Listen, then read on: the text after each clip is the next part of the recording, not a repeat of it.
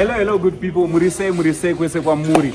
So nhasi ndauya kuno kwandoda kuti ndimbokuratidzai. Kana ndichikuudzai nini kuti Green Gate ndo kambani chibaba zvamai manje kana pari panyaya yeconstruction. Zvatinotireva manje ndo zvandoda kukuratidzai. Handiti? Green Gate Engineering and Construction. Zvandoda kukuratidzai izvozvi ndo zvinoreva kuti Green Gate. So kune vese vari kuvaka kunga commercial dzimba dzenyu dzekugara, muchida kuvakirwa ma-upstairs, muchida kuvakirwa ma-warehouse, muchida kuvakirwa shopu chaiyo, kambani chaiyo ndo yedu inonzi Green Gate iyi. Handiti? Ndo kambani chaiyo Green Gate Engineering and Construction. But inzwaika chekutanga, let me apologize. Today it's a Sunday. Handiti? Today's date is 15 March, musi weSunday. Ndangoto nchingobvawo kwandiri kubva kandikatirega timbodarika nepabasa. Isu vamwe takatopinda nemoyo basa here. Handiti? Ndiri paweekend ndikatirega ndingodarikawo nepasite patiri kuvaka zvamai manje. Takungoro hedu matouch-ups, tane time tichitoita basa panapa. So ndoda kuti ndingokuratidzai chimwe chinhu chadafarira manje. Boss T, handiti Boss T vari panapa, Mr. Zarebwa, director vedu vari panapa. Isusu tichifunga kuti tiri kufadaya ukoko, vakuru vekambani vanenge varitori pabasa on a Sunday. So uyai muzombozonera panapa, uyai muzombozonera. Ndofunga muri kuona team yedu zvairi kuita. Just check, it's a Sunday, but just check kuti these guys vari busy zvakaita sei. When I business, everyone is busy doing what they are supposed to do. Ndara vari panapa. Murisezeko muri eZimbabwe. Tiri pano basa kuvanhu. Basa kuvanhu. Chekutanga bosika. Ndiregerei ndaita musikanzwa ndauya ndisina kupfeka zvakanaka. Kambani yakatenga zvese izvi ndakatengerwa zvesafety nebhutsu chaiya nebrand new safety. Ndiregerei boss. Ndiregerei. Handiti? Aiwa takatorongeka tipfeke mashoti mabasa kubasa kwedu. Otherwise rise basa. Basa rakanaka. Handiti? Ndora muri kuona ratinaro here. Aiwa basa riri bhu. Handiti? Alright, uya padhuze tinoitira sound yedu. Sorry, ndinoda kushandisa iwe.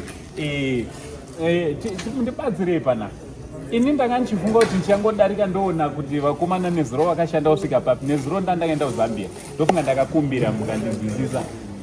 So ndachida kungoona kuti vakomana vasvika papi. Asi ndiri kutoona muripo. Chii chiri kuitika panapa? Isusu always tinofanira kunge tiripo pabasa. Kuti basa ribude zvakanaka tinofanira kunge tichisupervisa basa. Alright. Basa reclient kuti ribude zvakanaka. That's why muri kuona tiri panapa. Alright. Ndo basa redu iro. Alright. Tiri kutarisa kuti time frame. Pane vamwe vanoiti vakatangawo maprojects avo inozotora nguva yakarebesa. Why on Sunday? Matoenda uchenjere mukadzoka? Taenda tikadzoka, but nenyaya yematagets atinenge taura nezvawo ndo anozotilimita kuti nguva zhinji tinge tiri pabasa. Izvezvi pakuti ave night shift izvozvi. Musadaro. Pakuda toiswa malights izvozvi. Night shift? Takutorwa night shift imo. Vakomana munozodei? Kambani yekuti tikakuudzai kuti tiri kupedza nenguva yakati. We want to make sure kuti even before tofana tapedza. Chimbotiudzai panapa. Ndiri kuona team yakakura. Pane mune vakomana vakawanda sei panapa? Pasite ino ichi? Site ino iyi tine vakomana vanosvika zvekuma-70. Vari panapa. Yei. Vari kubata panapa. Vari kubata panapa chete. Mashifts achichinjana. Alright. So target muri kufanira kuti papere zvarini? Target yedu yatinayo ndeyekupedza kusvika kurufu. Ndo pangosara kumwe kwese zvamuri kuona kumwe kwese kwatopera. Nhasi toda kungoshanda about 10,000 bricks tofanira kudzipedza amangwana.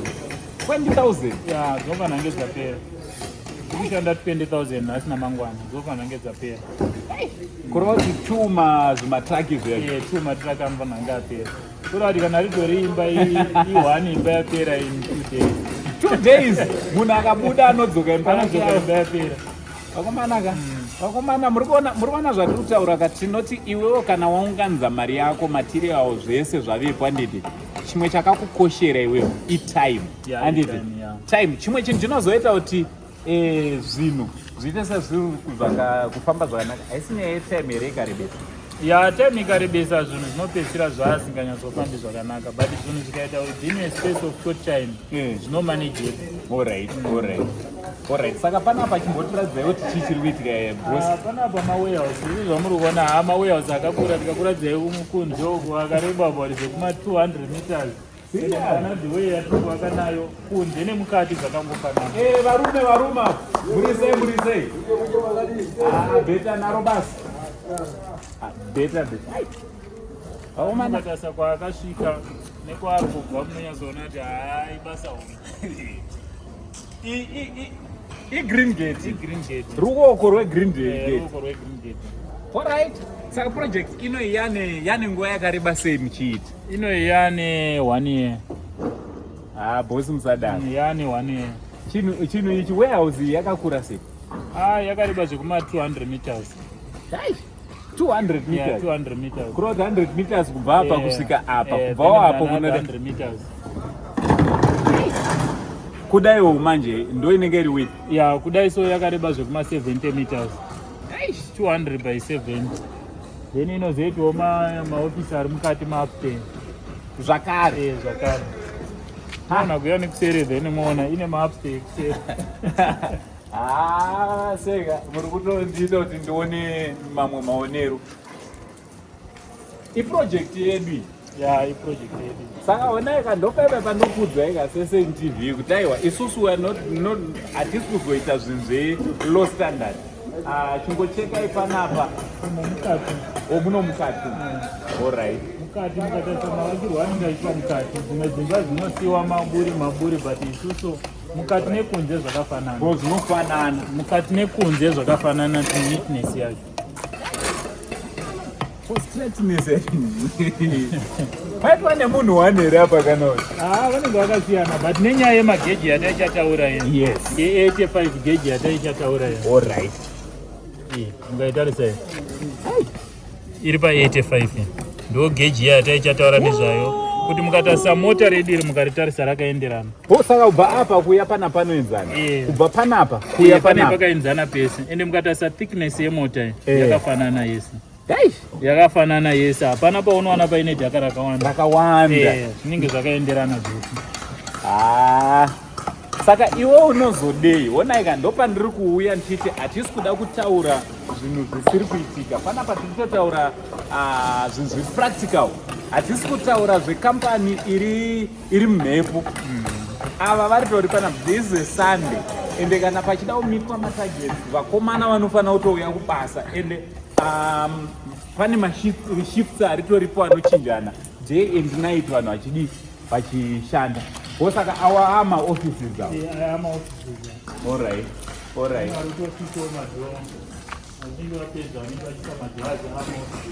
Saka timu inenge yakatongokwana nemakapeni.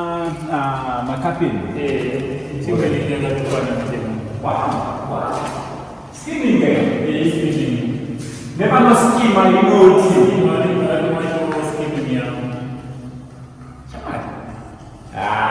Basa tipana magaisi. Basa ripanapa riri kutongozvitaurira rega. Basa ripanapa riri kutongoreva rega kuti ndozviri panapa. Ndozviri kuitika panapa, basa riri panapa. Yes. Uri kuzona se11? Yes. Uri kuzona se? Pari kubatwa basa baba. Amawana. Kwete zvekunyepa zvekuti magetsi aya baba. Hatisi kutaura zvinhu sipo mamu upstairs muno ndo kumaofisi kwatari tichataura kuno. Alright. Pasi tine mawarehouse then mudenga tine mawarehouse. Okay, ave mawarehouse. Mawarehouse then maofisi ari kusaidi kuno. Alright. Mawana. Saka muri kuti chinhu chese chine kukura kwachona ichi igore 12 months. Bonesa muzvinhu zvinobva kuchina. Alright. Tinoimpota kubva kuchina ndopanongotitorera nguva but dai zvaigadzirwa munomu. Chaipera within 7 months. Serious?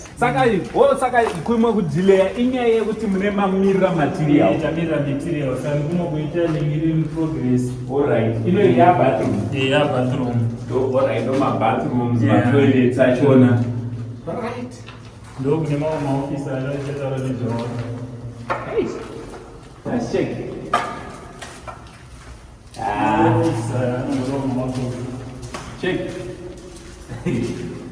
guys kana vachikwanisa kuita chinhu chiombeso ko imba yako iwo kana waunganidza zvinhu zvese kuti zvavepo vanogona kuita very fast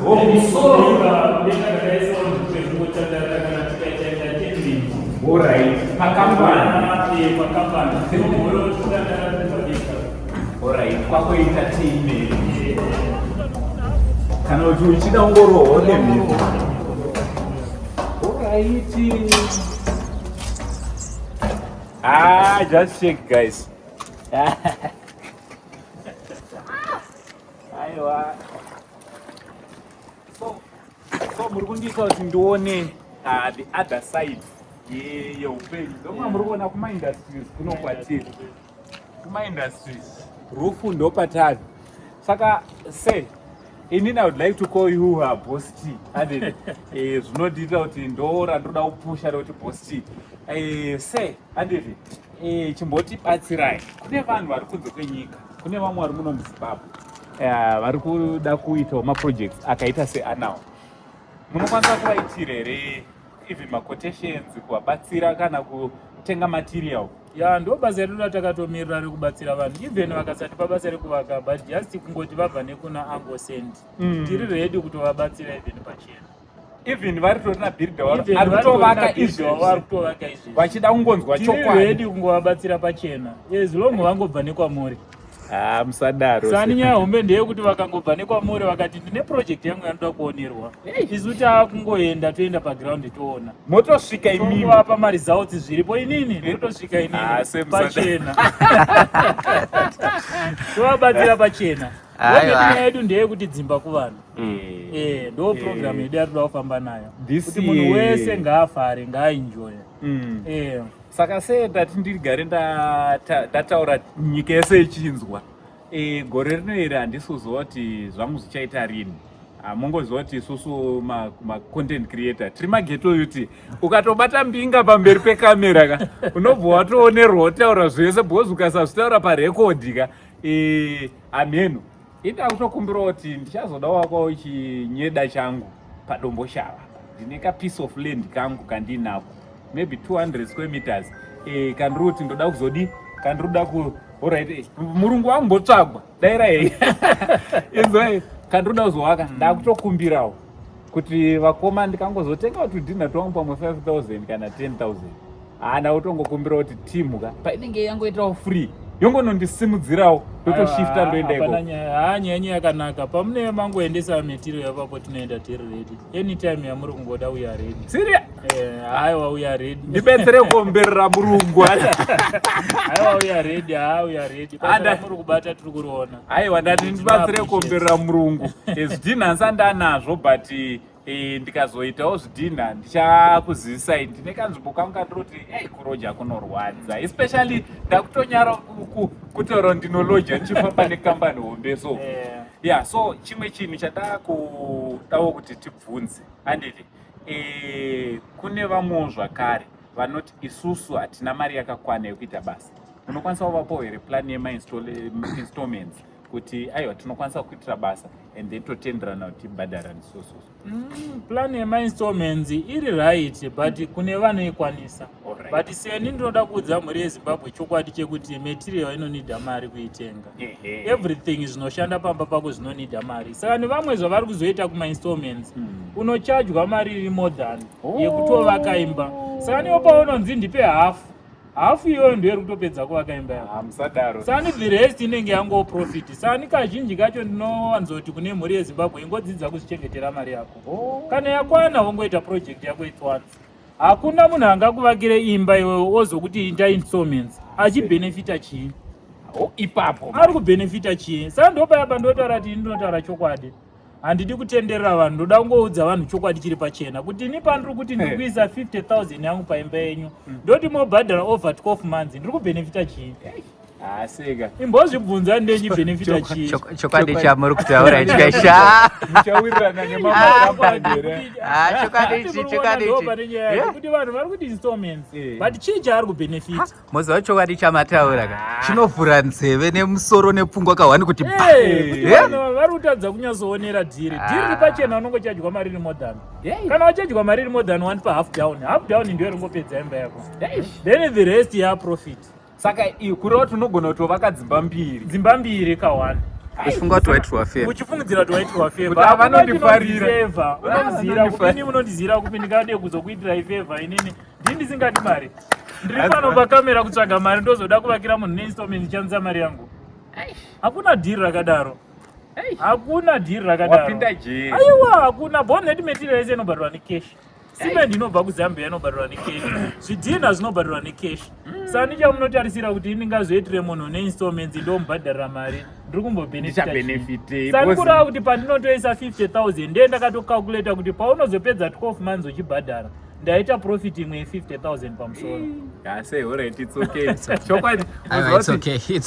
Pane munhu ainyora achiti akanyora achiti chokwadi chinotaura murume uya ka chimwe chachona hachisi safe icho hachisi. Nasi umwe munhu anorara BP yakwe. Umwe anorara BP iri mudenga but I think business charo rinoda kubuildwa pa imwe yemaprinciples kuva honest.